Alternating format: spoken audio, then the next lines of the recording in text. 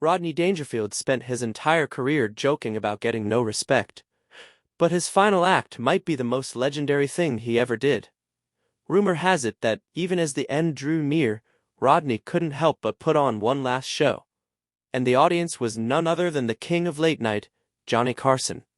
But what really happened in that quiet hospital room? Was it a final exchange of one-liners or a rare moment of vulnerability between two comedy icons? Join us as we pull back the curtain on the secret performance that comedy insiders are still talking about today. The mask of comedy, the childhood trauma that created Rodney Dangerfield. Long before he was the face of No Respect, the man we knew as Rodney Dangerfield was a boy named Jacob Cohen, born into a world that offered him very little of it.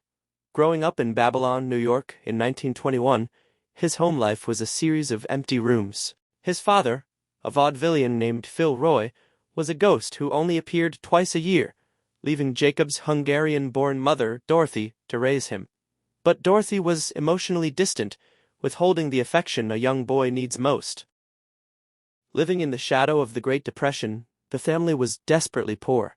Jacob didn't have the luxury of a normal childhood. Instead, he worked odd jobs just to keep the lights on. In his autobiography, It's Not Easy Being Me, he recounts a chilling memory from when he was just 5 years old. A man approached him and offered him a nickel, a small fortune back then, just to sit on his lap.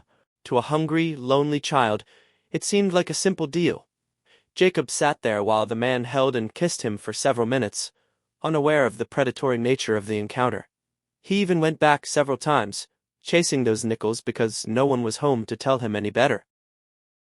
Later in life, Rodney would use his signature dark humor to call himself a male hooker at age 5. But the punchline was a mask for a deep, lingering wound. He famously ended that story with a heartbreaking jab at his mother's neglect. "Thanks for looking after me, Ma." We spent decades laughing at Rodney's self-deprecating jokes, never realizing that the no respect bit wasn't just a clever gimmick. It was his reality from day one. Behind every bulging eye and every tug of his red tie was a man who had survived the unthinkable, proving that sometimes the funniest people are carrying the heaviest secrets. But while those secrets were forged in the silence of a lonely childhood, they eventually found a voice in a career that almost never happened. The 9-year silence when Jack Roy quit and no one noticed. By the time he was 15, Jacob Cohen was already writing jokes for professional comics. At 19, he legally changed his name to Jack Roy, hoping for a fresh start. But the comedy world didn't just ignore him, it practically shoved him out the door. For 9 years, he struggled through free indignity a performer can face, eventually working as a singing waiter until he was fired. With a wife and family to support and no spotlight in sight, he walked away from show business to sell aluminum siding.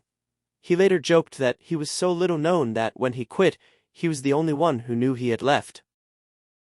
But the itch to perform never went away. By the early 1960s, while still working his day job as a salesman, he decided to give it one last shot. He returned to the stage at small hotels in the Catskill Mountains, but success remained a ghost. He was drowning in $20,000 of debt.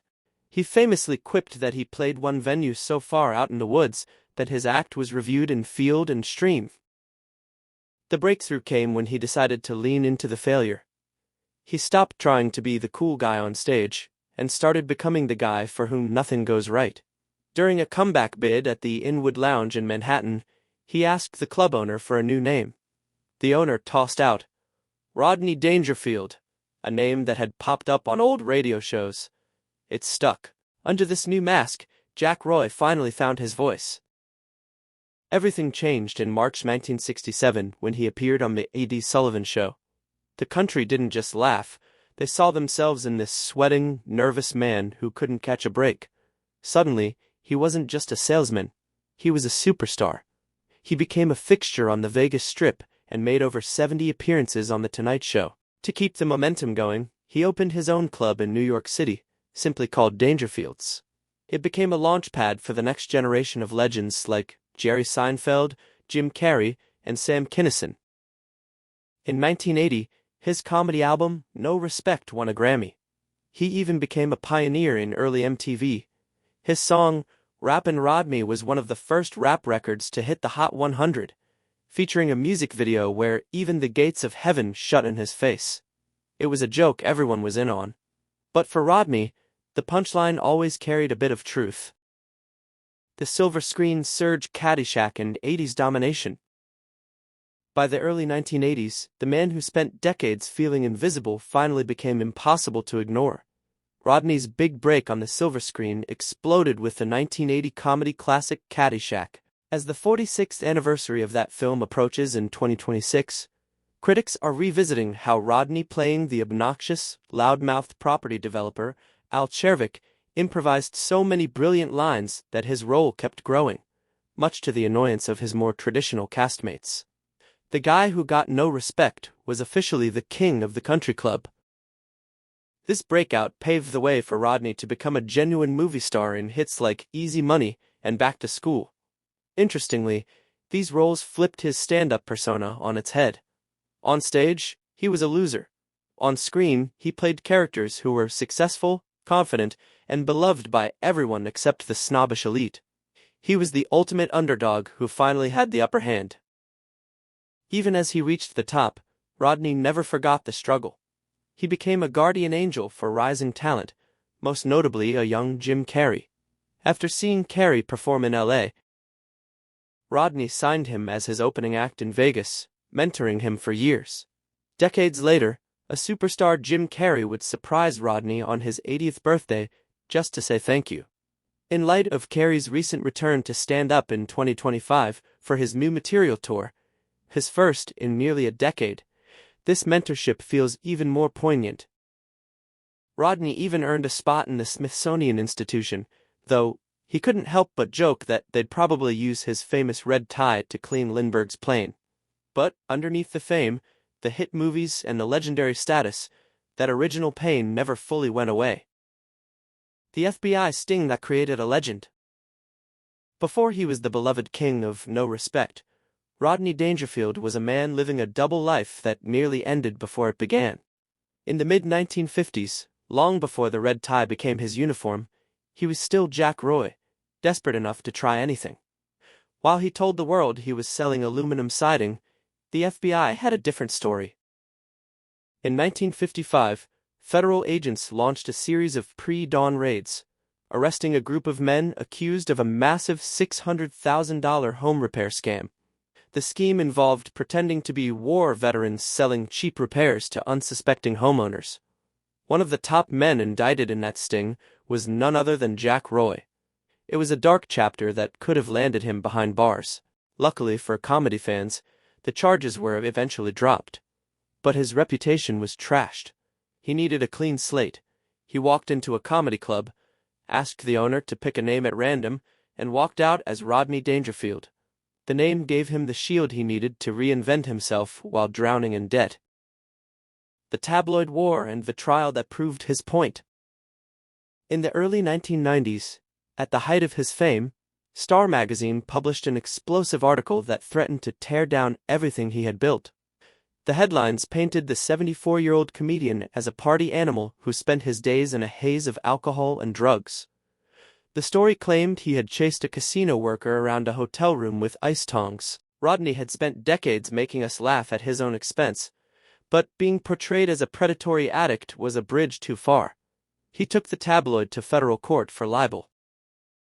During the trial, the curtain was pulled back on how gossip machines actually work. Starr's own attorney eventually admitted that the ice tong incident was completely made up. However, the judge only awarded Rodney about $45,000 at any fraction of the $45,000 at any fraction of the $4 million he asked for. The judge noted that Rodney's public reputation was already considerably less wholesome than the California Dancing Raisins, suggesting that because Rodney joked so much about his own flaws, the tabloid couldn't really do much more damage. It was a classic no-respect moment happening in real time in a federal courtroom. The final performance, Johnny Carson in a hospital room. The chemistry between Johnny Carson and Rodney Dangerfield was more than good television. It was a legendary partnership. Carson featured Rodney over 70 times, acting as the perfect straight man. Whether it was the 1971 appearance that launched him, or the classic 1977 set where he lamented about his sex life, Rodney always delivered. But looking back at those tapes, there's a flicker of something in Rodney's eyes that most of us missed. Behind the bulging eyes and the sweating brow, he was locked in a lifelong battle with clinical depression. The neglect he suffered as a child had left a void that even 70 standing ovations on The Tonight Show couldn't fill. In his autobiography, Rodney admitted that he went through a 2-year stretch where he simply couldn't function. There were days he wouldn't leave his bed. The cracks in his health finally showed in 2001 on his 80th birthday, when Jay Leno noticed Rodney's movements were off during a performance. He was suffering a mild stroke right there on national television. But in true Rodney fashion, he was back on that same stage just a year later. The final act began in 2003 with brain surgery to prepare for an even riskier heart valve replacement. As he entered the UCLA Medical Center for that final surgery in 2004, a nurse asked him how long he'd be staying. Rodney didn't skip a beat. If all goes well, about a week. If not, about an hour and a half. And now, the moment you've been waiting for. According to those close to the family, during his recovery before the surgery that would ultimately take him, Rodney was visited in his hospital room by Johnny Carson. The two men sat together, not in a studio under bright lights, but in a quiet, sterile room. And Rodney, weak but still sharp, started telling jokes. Not for a camera, not for an audience, just for Johnny. Carson, never one to break character, played the straight man one last time. He set up the punchlines. He laughed at the timing. For 20 minutes, the hospital room became the Tonight Show set. It was a private performance, a final exchange between two men who understood each other completely. Rodney later told his wife, Joan, "I had to show him I still had it." Rodney passed away on October 4, 2004, leaving a hole in the comedy world that has never been filled. In a twist of fate, the joke of the day randomly selected for his website that morning was about him buying a cemetery plot and the salesman saying, "There goes the neighborhood." Joan had those words carved onto his headstone in Westwood Village. At his memorial, the word respect was written in the sky, while friends released monarch butterflies into the air. Just this past year, the documentary The Greatest Roast of All Time, the Rodney Dangerfield roast, was released on streaming platforms, reigniting interest in his legacy and reminding a new generation that the man who begged for respect actually earned every bit of it. Rodney Dangerfield didn't just tell jokes. He showed us that even when life doesn't give you respect, you can still leave them laughing until the very last light goes out. And in that hospital room, with Johnny Carson as his witness, he made sure his final punchline was perfect. Were you a fan of Rodney Dangerfield? Share your thoughts with us in the comments below. Don't forget to like, share, and subscribe, and click the next video shown on your screen.